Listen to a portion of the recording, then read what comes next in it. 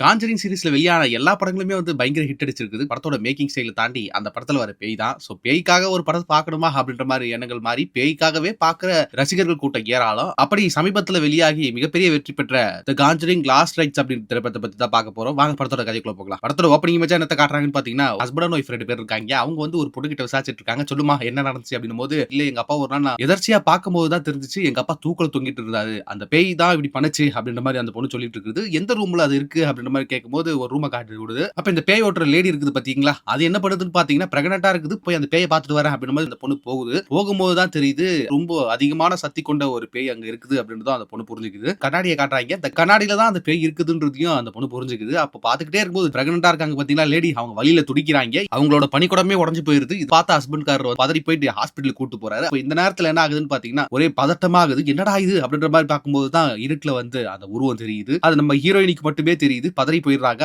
Husband வந்ததும் திடீர்னு வெளிச்சம் வந்தது. டாக்டர்ஸ் எல்லாம் புஷ் பண்ணுங்க அப்படின்னு சொல்லும்போது புஷ் பண்ணி குழந்தை வெளியே வருது. வெளியே வந்து பார்த்தா குழந்தை செத்து போயிருக்குது. ஐயோ அப்படின்ற மாதிரி ஆயிரும். அப்புறம் என்ன ஆகுதுன்னு பாத்தீங்கன்னா, டாக்டர்ஸ் வந்து உங்க குழந்தை செத்து போச்சு அப்படின்ற மாதிரி கொடுக்கும்போது இவங்க வந்து ரொம்ப அழுது தயவு செஞ்சு கொடுத்துரு, அந்த என் குழந்தைய கொடுத்துரு அப்படின்ற மாதிரி சொல்லும்போது திடீர்னு குழந்தைக்கு வந்து உயிர் வந்துருது. எல்லாருமே வந்து ஆச்சரியப்படுறாங்க. ஒரு வழியா அந்த குழந்தை வந்து நல்லபடியா பிறந்துருது. இப்போ இவங்க 2 பேருமே என்ன யோசிக்கிறாங்கன்னு பாத்தீங்கன்னா, இதுக்கப்புறம் நம்ம பாராநார்மல் ஆக்டிவிட்டிஸ் எல்லாம் பண்ண வேண்டாம், நம்ம குழந்தைய நல்லபடியா வளர்த்தா போதும் அப்படின்ற மாதிரி நினைக்கிறாங்க. அந்த குழந்தையும் நல்லபடியா வளருது. இதுதான் இந்த படத்தோட தீம் ஸ்டேட்டுமே கூட. இதுக்கப்புறம் என்ன ஆகுதுன்னு பாத்தீங்கன்னா, 1986ல காட்டுறாங்க. ஒரு அழகான குடும்பம் 8 பேர் இருக்காங்க. அந்த குடும்பத்துல வந்து ஒரு பொண்ணுக்கு வந்து இந்த ரெஜிஸ்டர் பண்றேன்னு சொல்லுவாங்க. அதாவது வந்து ஞானஸ்தானம் மாதிரி சொல்லுவாங்க. நல்லபடியா அந்த ஃபங்க்ஷன் முடியுது. அந்த பொண்ணுக்கு வந்து ஒரு கிஃப்ட் குடுக்குறாங்க தாத்தா பாட்டி. அந்த பொண்ணுக்கு என்ன கிஃப்ட் குடுக்குறாங்கன்னு பாத்தீங்கன்னா, முகம் பாக்குற கண்ணாடி மாதிரி ஒரு பெரிய சைஸ்ல வாங்கி கொடுத்துருக்காங்க. இந்த கண்ணாடியில தான் ஏதோ ஒரு அமானுஷ்யமா ஒரு விஷயம் இருக்குதுன்றது ஆடியன்ஸ்க்கு புரிய வருது. இப்போ வந்து என்ன ஆகுதுன்னு பாத்தீங்கன்னா, இந்த பொண்ணுக்கு வந்து பர்த்டே இல்லையா, அதனால வந்து கேக் கட் பண்றதுக்காக ஊத போறா. அந்த கேண்டல ஊதுறதுக்கு முன்னாடியே வந்து டக்குன்னு அமைஞ்சிருது. ஏன் இப்படி பண்ண அப்படின்ற மாதிரி அக்காக்காரி அந்த பொண்ணு திட்டுறா. இல்ல நான் எதுவுமே பண்ணல அப்படின்னும் போது சரி ஓகே ஓகே அடுத்த வேலையை பார்க்கலாம் அப்படின்ற மாதிரி அப்பா சொன்னது. திடீர்னு என்ன ஆகுதுன்னு பாத்தீங்கன்னா,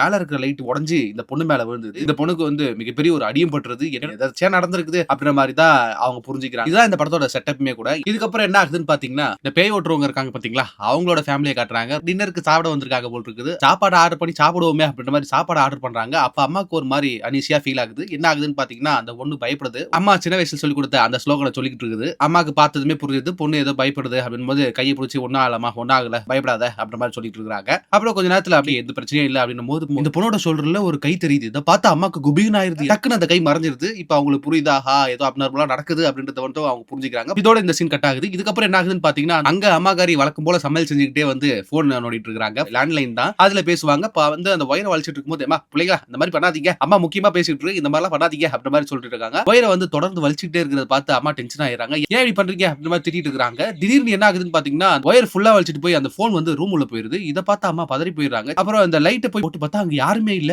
அப்போ இன்னுமே பதறி போயிடுறாங்க. ஆஹா இங்க ஏதோ அமானுஷ்யமா இருக்குதே அப்படின்ற மாதிரி அவங்களுக்கும் ஃபீல் ஆகுது. இதுக்கப்புறம் அந்த அக்காக்காரி இருக்கா பாத்தீங்களா, அவளும் அந்த பர்த்டே கொண்டாடினால அவளும் வந்து பேசிக்கிட்டு இருக்காங்க. இந்த கண்ணாடி வந்ததுல இருந்தே வீட்ல ஒரு மாறி இருக்குது, எனக்கு இந்த கண்ணாடியை பார்த்தாலே பதட்டமா இருக்குது, இந்த கண்ணாடியை போட்டுருவோமா அப்படின்ற மாதிரி பேசிட்டு இருக்கும்போது 2 பேருமே தூக்கிட்டு போயிட்டு குப்பை தொட்டியில போட்டுறாங்க. அடுத்த நாள் காலைல குப்பைக்காரங்க வந்து அந்த கண்ணாடியை எடுத்துட்டு போயிடுறாங்க. அக்காக்காரி தான் அந்த ஐடியா கொடுத்தா. அவ சாப்பிட்டுட்டு இருக்கும்போது திடீர்னு அவளுக்கு வந்து ரத்த வாந்தியா வருது. அந்த வாந்தியில வந்து கண்ணாடி பீஸா இருக்கு. அதாவது இவங்க எடுத்துட்டு போய் வெளியே போட்டாங்க பாத்தீங்களா, அந்த கண்ணாடி பீஸ் தான். ரொம்ப பதறி போயிடுறாங்க. இப்ப தங்கச்சிக்காரைக்கு புரிஞ்சிருச்சு இது வந்து பேயோட வேலை தான். இதுதான் இந்த படத்தோட கேட்டலிஸ்டுமே கூட. இப்ப இந்த பொண்ணு என்ன பண்றா பாத்தீங்கன்னா, அப்பா அம்மா 2 பேருக்குமே வந்து இன்ட்ரோடியூஸ் பண்றா தன்னோட பாய் ஃப்ரெண்ட. இதுதான் என்னோட பாய் ஃப்ரெண்ட் அப்படின்னும் போது நல்லா பேசிக்கிட்டு இருக்காங்க. அப்பாக்காரரும் பாய் ஃப்ரெண்டுமே வந்து நல்லா சிங்க் ஆயிடுறாங்க. பையன் என்ன சொல்றான்னு பாத்தீங்கன்னா, உங்க பொண்ணை நான் கல்யாணம் பண்ணணும்னு விருப்பப்படுறேன், நீங்க உங்களோட விருப்பத்தை சொன்னீங்கன்னா கண்டிப்பா நான் உங்க பொண்ணை நல்லா பாத்துப்பேன் அப்படின்ற மாதிரி சொல்றான். அவங்களுக்கும் அவனை பிடிச்சிருக்குது. சோ கல்யாணத்துக்கான ட்ரெஸ் ரெடி பண்றதுக்காக அந்த பொண்ணை கூட்டிட்டு வராங்க. இந்த ட்ரெஸ் போட்டு விட்டாங்க பாத்தீங்களா, அந்த லேடி அங்க இருந்து கிளம்புது. இப்ப இந்த பொண்ணு வெயிட் பண்ணிட்டு இருக்கா. கண்ணாடி சுத்தி இருக்குது. அந்த பொண்ணுக்கு லைட்டா ஒரு மாதிரி பதட்டம் ஆகுது. கண்ணாடி வழியா வந்து திடீர்னு திரும்பவும் அந்த பேய் வருது. இத பார்த்து அவ பதறி போயிடுறா. என்ன பண்றது தெரியாம முழிச்சிருப்பா. இப்ப டக்குன்னு வந்து அம்மாவும் வந்துருவாங்க.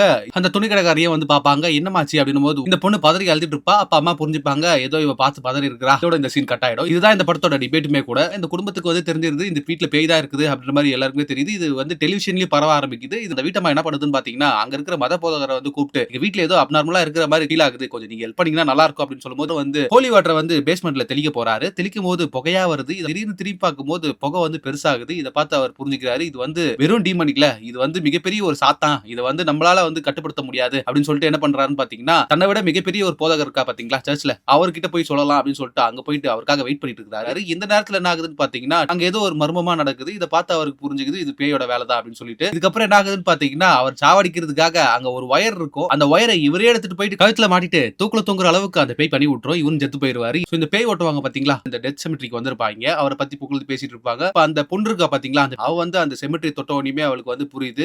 இதுக்கப்புறம் என்ன ஆகுதுன்னு பாத்தீங்கன்னா, அங்க வந்திருந்த பெரிய மத போதகர் இருக்காரு பாத்தீங்களா, அவர்கிட்ட பேசிட்டு இருக்கிறா. அப்ப வந்து கேக்குறா, இவர் எப்படி இருந்தாரு, எங்க போனாரு அப்படின்னும்போது, அவர் கடைசியா பென்சில்வேனியான்ற ஒரு இடத்துக்கு தான் போயிருந்தாரு அப்படின்ற மாதிரி அந்த மத போதகர் சொல்றாரு. என்னது, இங்க இருந்து பென்சில்வேனியா ரொம்ப தூரமாச்சு, எதுக்கு அவர் அங்க போனாரு அப்படின்ற மாதிரி அவங்க கேட்கும்போது, அது கர்த்தருக்கு தான் தெரியுமா அப்படின்ற மாதிரி சொல்லிட்டு அங்க இருந்து கிளம்புறாரு. அங்க போறதுக்காக இவர் ட்ரை பண்றா. இதுதான் இந்த படத்தோட பிரேக்கிங் டு டூவும் கூட. இதுக்கப்புறம் என்ன ஆகுதுன்னு பாத்தீங்கன்னா, அம்மாகாரி இருக்காங்க பாத்தீங்களா, இந்த பாத்திரம் கழுவிட்டு இருக்காங்க. பாத்திரம் கழுவிட்டு இருக்கும்போது அந்த தண்ணி அடிச்சிட்டு இருக்குது. என்னடா இது அப்படின்னு சொல்லிட்டு கைவிட்டு பார்க்கும்போது, தன்னோட பொண்ணு போட்டோ வச்சிருக்கிற ஒரு செயின் வந்து அந்த சிங்க்ல மாட்டிட்டு இருக்குது. இத பார்த்து அவங்க வந்து புரிஞ்சுக்கிறாங்க. ஆஹா, நம்ம பொண்ணுக்கு தான் ஏதோ நடக்க போகுது அப்படின்ற மாதிரி அவங்க வீட்டுக்காரர்கிட்ட சொல்றாங்க. நம்ம பொண்ணு எங்க அப்படின்ற மாதிரி கேட்கும்போது, இந்த பொண்ணு என்ன பண்ணிருக்கோம்னு பாத்தீங்கன்னா, மதபோதகர் இறந்தார் பாத்தீங்களா, அந்த இடத்துக்கு இவ போயிட்டு இருப்பா. இத பார்த்து அம்மா பதறி போய் இவள போய் காப்பாத்துவோம் அப்படின்ற மாதிரி அவங்க அங்க இருந்து கிளம்புறாங்க. அந்த இடத்துக்கு வராங்க. அந்த இடத்துக்கு வந்துட்டு அந்த வீட்டுக்குள்ள வந்ததுமே தெரியுது அம்மாகாரிக்கு இங்க ஏதோ அமானுஷ்யமா இருக்குது அப்படின்றத மட்டும் புரிஞ்சுக்கிறாங்க. ஆனா வந்து பேய் ஓட்டுறதெல்லாம் முன்ன மாதிரி இல்ல. அதனால வந்து நான் என் பொண்ணை கூட்டு போறேன் அப்படின்ற மாதிரி ரொம்ப நன்றிங்க அப்படின்ற மாதிரி கிளம்புறாங்க அங்க இருந்து. அந்த பொண்ணு புரிய வைக்கிறா, இவங்க ரொம்ப கஷ்டத்துல இருக்காங்க, இவங்களுக்கு நம்ம தான் ஹெல்ப் பண்ணணும் அப்படின்னு சொல்லும்போது அம்மாவும் புரிஞ்சுக்கிட்டு சரி ஓகே அவங்களுக்கு ஹெல்ப் பண்றோம்னு சொல்லிட்டு அந்த ஃபேமிலி கிட்ட கேக்குறாங்க, என்ன நடந்துச்சுன்றத வந்து விலாவாரியா சொல்லுங்க அப்படின்னு சொல்லும்போது அவங்களும் வந்து அவங்களுக்கு நடந்த அமானுஷ்யமான விஷயங்கள் எல்லாம் சொல்றாங்க. இதுக்கப்புறம் என்ன ஆகுதுன்னு பாத்தீங்கன்னா, இப்ப அமாகாரி வந்து சர்ச் பண்ண ஆரம்பிக்கிறாங்க. அப்போ வந்து 3 ஆத்மா வந்து இங்க இருக்குது அப்படின்றத வந்து அவங்க தெரிஞ்சுக்கிறாங்க. இத தன்னோட ஹஸ்பண்ட் கிட்டயும் சொல்றாங்க. இந்த கடைசியா இந்த வீட்ல இருந்தவன் என்ன பண்ணிருக்கான்னு பாத்தீங்கன்னா, தன்னோட மனைவி வந்து வேற ஒருத்தர் கூட அஃபேர்ல இருந்ததுனால அவளை கொலை பண்றதுக்காக ட்ரை பண்ணிருக்கான். அவ வந்து என்ன பண்ணிருக்கான்னு பாத்தீங்கன்னா, தன்னோட அம்மாகாரியோட சேர்ந்து பேஸ்மெண்ட்ல போய் ஒளிஞ்சிருக்கா. இவன் வந்து கோடாரி எடுத்துட்டு போயிட்டு அந்த பொண்ணையும் அந்த பாட்டியும் கொன்றுக்கிறா அப்படின்ற மாதிரி இந்த பொண்ணு சொல்லுது. இவங்க தான் ஆத்மாவா இங்க திரியுறாங்க. பட் ஆனா இவங்களை கண்ட்ரோல் பண்றது வந்து இவங்கள விட மிகப்பெரிய ஒரு ஃபோர்ஸா இருக்குது. அந்த தீய சக்தி தான் என்னன்றது தெரியல அப்படின்ற மாதிரி அம்மா சொல்லிட்டு இருக்காங்க. இதுதான் இந்த படத்தோட பி ஸ்டோரியுமே கூட. இதுக்கப்புறம் என்ன ஆகுதுன்னு பாத்தீங்கன்னா, அம்மா அப்பா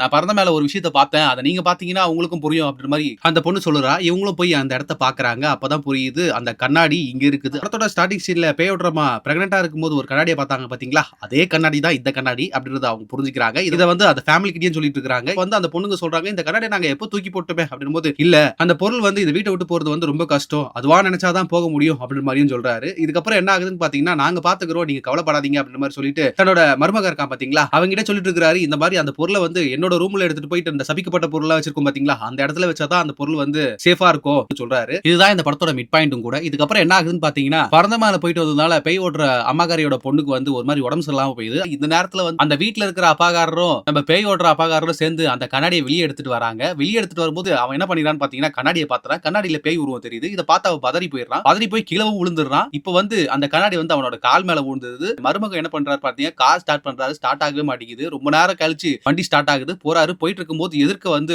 ஒரு உருவம் தெரியுது. இதை பார்த்து அவர் பதட்டத்துல என்ன பண்றாரு பாத்தீங்கன்னா, இடிச்சிடுறாரு வண்டியை. இதுக்கப்புறம் என்னடா இது உருவலாம் தெரியுது அப்படின்ற மாதிரி அவர் பதறி போயிடுறாரு. இங்க சீன் அப்படியே கட் பண்றாங்க. இதுதான் இந்த படத்தோட பேட் கைஸ் க்ளோஸ்னு சொல்லுவாங்க. இதுக்கப்புறம் என்ன ஆகுதுன்னு பாத்தீங்கன்னா, அம்மாகாரி இருக்காங்க பாத்தீங்களா, அவங்க என்ன பண்றாங்க பாத்தீங்கன்னா, தன்னோட பொண்ணு ரூமுக்குள்ள பார்த்தா அந்த பொண்ணு வந்து மூலையில உட்கார்ந்துட்டு இருக்குது. என்னமா ஆச்சு அப்படின்ற மாதிரி கேட்கும்போது, உன் பொண்ணுக்காக ரொம்ப வருஷமா நாங்க காத்துக்கிட்டு இருந்தோம் அப்படின்னு சொல்லிட்டு ஒரு ஈவில் சிரிப்பு சிரிக்குது. இதுக்கப்புறம் அந்த பொண்ணு முழுசா பேயா மாறிடுறா. இதுக்கப்புறம் என்ன ஆகுதுன்னு பாத்தீங்கன்னா, இவங்க எல்லாரும் பதறி போயிட்டு அந்த குடும்பத்துல இருக்கிறவங்க வெளியே ஓடி வராங்க. இந்த சமயத்துல இவரு டிஸ்ட்ராக்ட் பண்றதுக்காக அப்பாக்காரர் என்ன பண்றாருன்னு பாத்தீங்கன்னா, அம்மா இந்த மாதிரிலாம் பண்ணாதமா அப்படின்ற மாதிரி சொல்லிட்டு இருக்கும்போது, நீ என்னடா சொல்றது அப்படின்ற மாதிரி அப்பாக்காரரே நெஞ்ச பிடிச்சி அமுக்கவும் செய்றா. இதை பார்த்து ஆல்ரெடி அப்பாவுக்கு வந்து நெஞ்சு ப்ராப்ளம் இருக்குது பாத்தீங்களா, ரொம்ப ஒரு மாதிரி கவலைக்கிடமான நிலைமைக்கு போயிடுறாரு. இதுக்கப்புறம் என்ன ஆகுதுன்னு பாத்தீங்கன்னா, பேய் வந்து பேஸ்மெண்ட்ல வந்து அம்மாகாரியை தள்ளி விட்டுச்சு பாத்தீங்களா, அந்த நேரத்துல என்ன ஆகுதுன்னு பாத்தீங்கன்னா, இந்த பேஸ்மெண்ட்ல இருந்த பேய்களாம் வந்து அம்மாகாரியை வந்து டார்ச்சர் பண்ண ஆரம்பிக்குது. அம்மாகாரியை வந்து துரத்திக்கிட்டே வருது. மருமகன் வந்து இவங்களை காப்பாத்துறதுக்காக அந்த நேரத்துல வந்திருப்பான். இந்த பேஸ்மெண்ட்ல இருக்கிற கதவையும் அவன் தான் திறந்து விடுவான். நம்மளோட பொண்ணு வந்து டிஸ்டர்ப் பண்றதுக்காக தான் இவ்வளவு நாள் காத்துட்டு இருந்திருக்கு அப்படின்ற மாதிரி அம்மா சொல்றாங்க. இது அப்பாக்காரருமே புரிஞ்சுக்கிறாரு. இப்ப அந்த வீட்டுல கால் உடைஞ்சிருந்தாரு பாத்தீங்களா, அவரையும் அவரோட குடும்பத்துல இருக்கிற எல்லாருமே வந்து வெளியே போய் சொல்லுறாரு.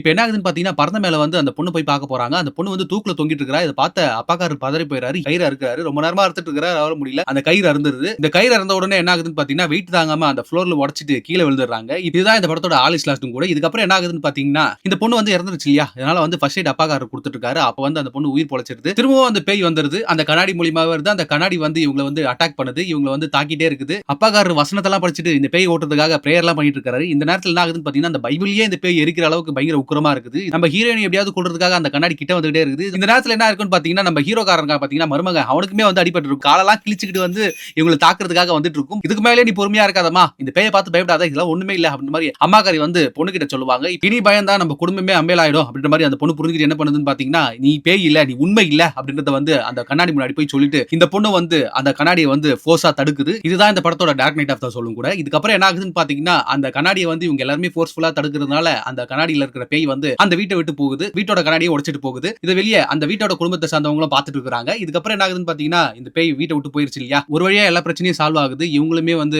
நல்லபடியா சேஃபா வெளில வராங்க. இதுதான் இந்த படத்தோட ஃபைனல் இமேஜும் கூட. இதுக்கப்புறம் என்ன ஆகுதுன்னு பாத்தீங்கன்னா, சபிக்கப்பட்ட பொருட்கள்லாம் அப்பாக்காரர் வச்சிருப்பார் பாத்தீங்களா, அந்த இடத்துல போய் வச்சிருக்காங்க. அப்புறம் மாப்பிளக்காரர்கிட்ட வந்து சாவியை கொடுத்து இதுக்கப்புறம் நீ தான் இதை பாத்துக்கணும், நீ என்னோட குடும்பத்துல ஒருத்தனா ஆகிட்ட அப்படின்ற மாதிரி சொல்றாரு. கட் பண்ண அடுத்த சீன்ல வந்து கல்யாணம் பண்ணி வச்சிருக்காங்க. ஹீரோயினிக்கு நல்லபடியா ஒரு கல்யாணம் நடக்குது. இதோட இந்த படமும் முடியுது. இதுதான் இந்த படத்தோட ஃபினாலுமே கூட. உண்மையிலேயே இந்த படம் பிடிச்சிருக்கும்னு நினைக்கிறேன். இது ஒரு உண்மை சம்பவங்க. உண்மையிலேயே நடந்த சம்பவத்தை தான் படமா எடுத்து வச்சிருக்காங்க. இந்த படத்துக்கு என்னோட ரேட்டிங்னு பாத்தீங்கன்னா 10 out of 8ங்க. உண்மையிலேயே பார்க்கக்கூடிய ஒரு படம் தான். நல்லா கொஞ்சம் த்ரில்லராவும் எடுத்து வச்சிருக்காங்க. இந்த படம் சேவ் தி கேட் வெர்ஷன்ல என்ன ஜானர்ல வருதுன்னு பாத்தீங்கன்னா மான்ஸ்டர் இன் தி ஹவுஸ்னு சொல்லுவாங்க. அந்த ஜானர்ல தான் வருது. உண்மையிலேயே இந்த படம் உங்களுக்கு பிடிச்சிருக்கும்னு நினைக்கிறேன். இந்த படத்தை நான் முழுசா பார்க்கணும்னு விருப்பப்படுறேன் ப்ரோ அப்படின்ற மாதிரி நீங்க நினைச்சீங்கன்னா இந்த படத்தோட OTT லிங்க் வந்து டிஸ்கிரிப்ஷன்ல கொடுக்குறேன், போய் பாருங்க. இந்த வீடியோ உங்களுக்கு பிடிச்சிருந்தா லைக் பண்ணுங்க, கமெண்ட் பண்ணுங்க, ஷேர் பண்ணுங்க, சப்ஸ்கிரைப் பண்ணுங்க. இதே போல தொடர்ந்து நிறைய வீடியோக்களை பார்க்க போறீங்க. அதுவரை உங்களிடமிருந்து விடைபெறுவது நான் உங்கள் பரத்வாசன்.